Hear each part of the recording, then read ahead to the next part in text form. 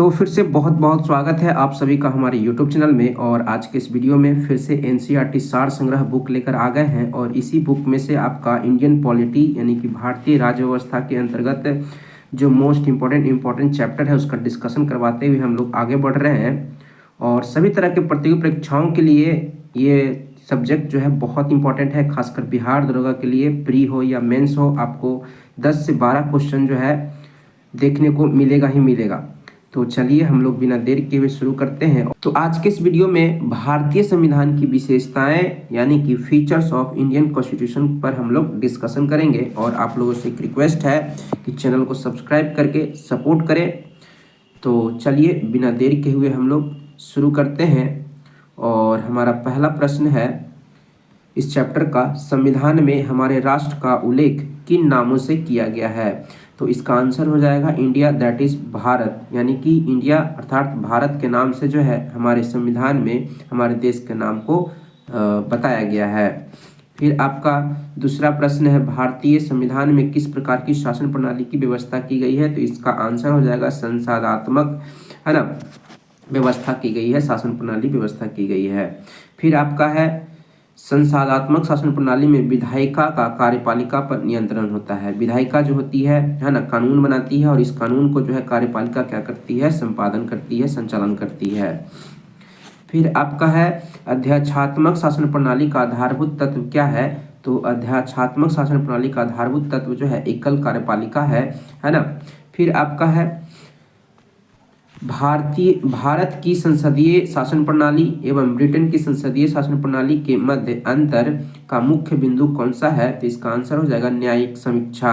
यानी न्यायिक समीक्षा जो है ना, भारतीय संसदीय शासन प्रणाली और ब्रिटेन की संसदीय शासन प्रणाली के बीच का मुख्य अंतर माना जाता है।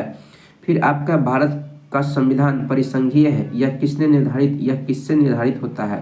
तो इसका आंसर है केंद्र और राज्यों के मध्य शक्तियों के वितरण से। केंद्र और राज्य के मध्य शक्तियों के वितरण से हमें यह जानकारी मिलता है कि भारत का संविधान परिसंघीय है।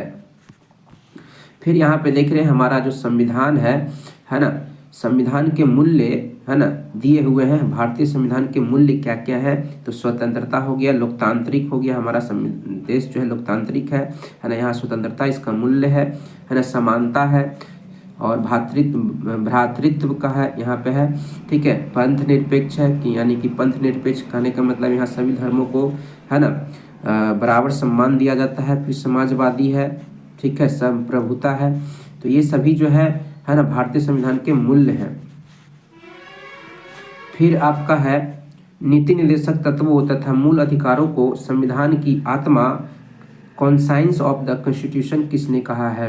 तो ग्रेनविल ऑस्टिन ने जो है ना नीति निर्देशक तत्वों तथा मूल अधिकारों को संविधान की आत्मा कहा है। एकदम ध्यान रखेंगे, डीपीएसपी और जो फंडामेंटल राइट्स है इन दोनों को सम्मिलित रूप से संविधान की आत्मा ग्रेनविल ऑस्टिन ने कहा है।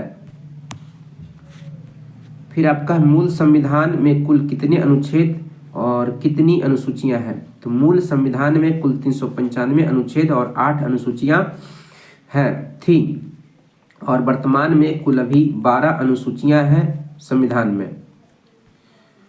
फिर नेक्स्ट है, सर्वप्रथम कांग्रेस के किस अधिवेशन में जन गण मन गाया गया था? है ना, तो कलकत्ता अधिवेशन 1911 में जो है जन गण मन पहली बार गाया गया था, ये भी आप याद रखेंगे, ठीक है। फिर आपका है राष्ट्रगान नेशनल एंथम कि गायक का मानक समय कितना होता है? तो 52 सेकंड होता है। नेशनल एंथम है ना, राष्ट्रगान का समय कितना का होता है? 52 सेकंड का होता है। और जो राष्ट्रगीत है उसका समय 56 सेकंड होता है। कितना होता है? 56 सेकंड होता है। 56 या 55 सेकंड, आप कमेंट करके बताएंगे 55 या 56 सेकंड दोनों में से कौन सा होता है ना। राष्ट्रगीत का जो समय होता है ना उसका वंदे मातरम, राष्ट्रगीत क्या है हमारा? वंदे मातरम है ना, उसका समय क्या होता है? गायन का समय क्या होता है? ये आप कमेंट करके बताएंगे 55 सेकंड होता है या 56 सेकंड होता है, ठीक है। भारतीय संविधान की जटिलता के कारण इसे वकीलों का स्वर्ग है ना, लॉयर्स ऑफ पैराडाइज कहा गया है। भारतीय संविधान की जटिलता के कारण वकीलों का स्वर्ग कहा गया है। यानी कि भारतीय संविधान का एक और नाम हो गया है ना वकीलों का स्वर्ग। किसे कहा जाता है? तो भारतीय संविधान को कहा जाता है। नेक्स्ट क्वेश्चन है, भारतीय संविधान की अधिक कठोर तथा अधिक लचीले मध्य एक अच्छा संतुलन स्थापित करता है, यह कथन किसका है? तो केसी वियर का। याद रखेंगे, केसी वियर ने कहा था भारतीय संविधान अधिक कठोर तथा अधिक लचीले के मध्य एक अच्छा संतुलन स्थापित करता है, केसी वियर ने कहा था। याद रखेंगे, भारतीय संविधान अंशतः कठोर और अंशतः लचीला है। फिर है आपका भारत अर्ध संघात्मक राज्य है, यह किसने कहा? तो केसी वियर ने कहा था कि भारत एक अर्ध संघात्मक राज्य है। फिर आपका है भारतीय संविधान के बृहत होने का क्या कारण है? तो भारतीय संविधान के बृहत होने का मुख्य कारण है संघ तथा राज्यों का एकल संविधान। संघ तथा राज्यों का एकल संविधान, यानी कि संघ और राज्य दोनों का एक ही संविधान है ना। फिर आपका है अपनी राष्ट्रवादी प्रतिक्रिया में भारतीय संविधान के निर्माताओं ने अल्पसंख्यकों के हितों तथा भावनाओं के महत्व को कम करके आंका है, यह कथन किसका है? तो आइवर जेनिंग्स ने क्या कहा? याद रखेंगे सब स्टेटमेंट। आइवर जेनिंग्स ने कहा अपनी राष्ट्रवादी प्रतिक्रिया में भारतीय संविधान के निर्माताओं ने अल्पसंख्यकों के हितों तथा भावनाओं के महत्व को कम करके आंका है, ये किसने कहा? आइवर जेनिंग्स ने कहा है। फिर आपका भारत में राजनीतिक सत्ता का प्रमुख स्रोत कौन है? तो भारत में राजनीतिक सत्ता का प्रमुख स्रोत जो है जनता है ना, लोग हैं।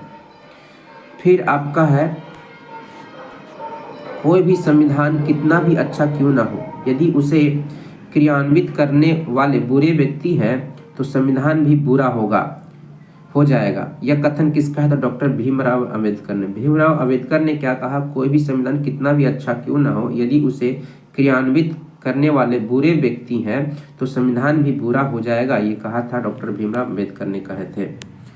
फिर आपका है संविधान को संघात्मकता के तंग ढांचे में नहीं ढाला गया है, यह कथन किसका है? तो डॉक्टर भीमराव अंबेडकर का है। डॉक्टर भीमराव अंबेडकर ने क्या कहे? संविधान को संघात्मकता के तंग ढांचे में नहीं ढाला गया है ना, ये डॉक्टर भीमराव अंबेडकर का कथन है।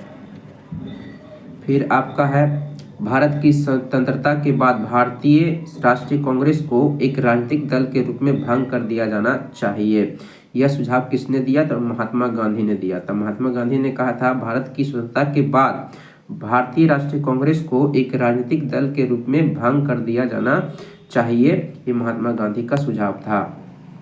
फिर आपका है भारतीय संघवाद को सहकारी संघवाद किसने कहा? तो ग्रेनविल ऑस्टिन ने जो है भारतीय संघवाद को सहकारी संघवाद की संज्ञा दी, ये ध्यान में आप रखेंगे।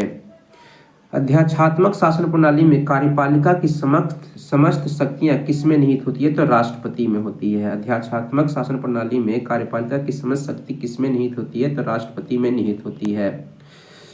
फिर आपका है मौलाना अबुल कलाम आजाद ने संविधान सभा में वयस्क मताधिकार एडल्ट फ्रेंचाइजी को 15 वर्ष के लिए स्थगित करने की बात कही थी, ध्यान में रखेंगे। ये सब क्वेश्चन स्टैटिक टाइप का है। मौलाना अबुल कलाम आजाद को ने संविधान सभा में वयस्क मताधिकार को 15 वर्ष के लिए स्थगित करने की बात कही थी, ये ध्यान में आप रखेंगे। फिर है भारत का राष्ट्रीय पशु नेशनल एनिमल कौन सा है? बाघ है। भारत का राष्ट्रीय पुष्प जो है कमल है। भारत का राष्ट्रीय पक्षी जो है मोर है ना। फिर आपका भारत का राष्ट्रीय ध्वज जो है के चक्र में कितनी तिलियां हैं? तो 24 तिलियां हैं, ये याद रखेंगे, एग्जाम में पूछा हुआ है।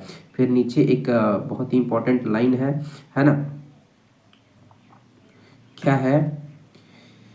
एम आर बोम्मई बनाम भारत संघवाद 1994 में उच्चतम न्यायालय ने कहा भारतीय संविधान एक परिसंघात्मक संविधान है ना। भारतीय संविधान एक परिसंघात्मक संविधान है, किसने कहा? तो एम आर बोम्मई बनाम भारत संघवाद 1994 में उच्चतम न्यायालय ने कहा भारतीय संविधान एक परिसंघात्मक संविधान है, इसको आप ध्यान में रखेंगे। तो इसमें बहुत सारी ऐसी है ना फैक्ट हैं, बहुत सारी ऐसी बातें हैं जो कि आपको एक यूनिक टाइप का लगेगा, है ना। दरोगा के लिए सब क्वेश्चन एकदम इंपॉर्टेंट है ना। जैसे कुछ स्टेटमेंट देख रहे होंगे आप लोग को अदर बुक में नहीं देखने को मिलेगा, इसी बुक में आपको देखने को मिलेगा।